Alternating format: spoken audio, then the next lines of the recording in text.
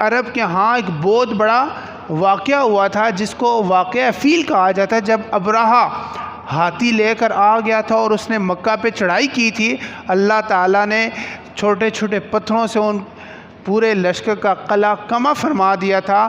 وہ واقعہ اتنا مشہور ہوا کہ اس کے بعد عرب جب اپنی تاریخ، اپنا کیلنڈر گنا کرتے تھے تو اس واقعہ فیل سے، جیسے سیدنا صدیق اکبر کی پیدائش کب ہوتی ہے، کہا جاتا ہے واقعہ فیل کے 1 یا 2 سال کے بعد.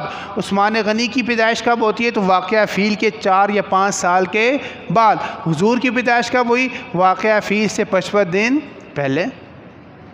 یہ کیا تھا کہ زمانہ جاہلیت میں ظہور اسلام سے پہلے مختلف کیلنڈر رائج تھے، اور ان کا کیلنڈر کیسے ہوتا تھا؟ کسی حادثے کو دیکھ کر وہاں سے اپنے کیلنڈر کا کیا کر دیتے تھے؟ آغاز. کسی بادشاہ کی پیدائش سے اپنے کیلنڈر کا آغاز کر دیتے تھے، کسی بادشاہ کی وفات سے اپنے کیلنڈر کا آغاز، کسی طوفان کے آنے کے بعد کیلنڈر کا کیا کر دیتے تھے؟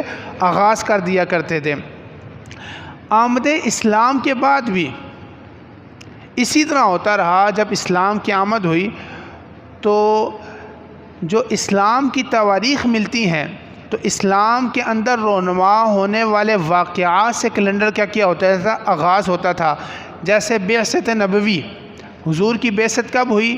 جب آقا کریم صلی اللہ علیہ وسلم کی عمر مبارک 40 سال ہوگی. اب جو واقعہ حضور کی بعثت کے 2 سال یا 3 سال کے بعد رونما ہوا تو کہہ دیا جاتا تھا کہ یہ واقعہ حضور کی بعثت کے 3 سال کے بعد رونما ہوا، چونکہ ابھی تک ہجری کیلنڈر کا باقاعدہ آغاز نہیں ہوا. جناب سیدہ خدیجہ رضی اللہ تعالی عنہا کی جو وفات ہوتی ہے وہ بعثت نبوی کے 10ویں سال یا 9ویں سال میں ہوتی ہے، تو کہا جاتا ہے کہ بعثت نبوی کے 9ویں سال میں آپ کی کیا ہوئی؟ وفات ہوئی. یعنی اسلام کے ظہور سے پہلے بھی اور اسلام کے ظہور کے بعد کے ابتدائی سالوں میں بھی کسی بڑے واقعہ کو دیکھ کر اسلام جو تواریخ ہوتی تھی، تاریخ ہوتی تھی، کیلنڈر ہوتا تھا، اس کا آغاز ہو جاتا تھا.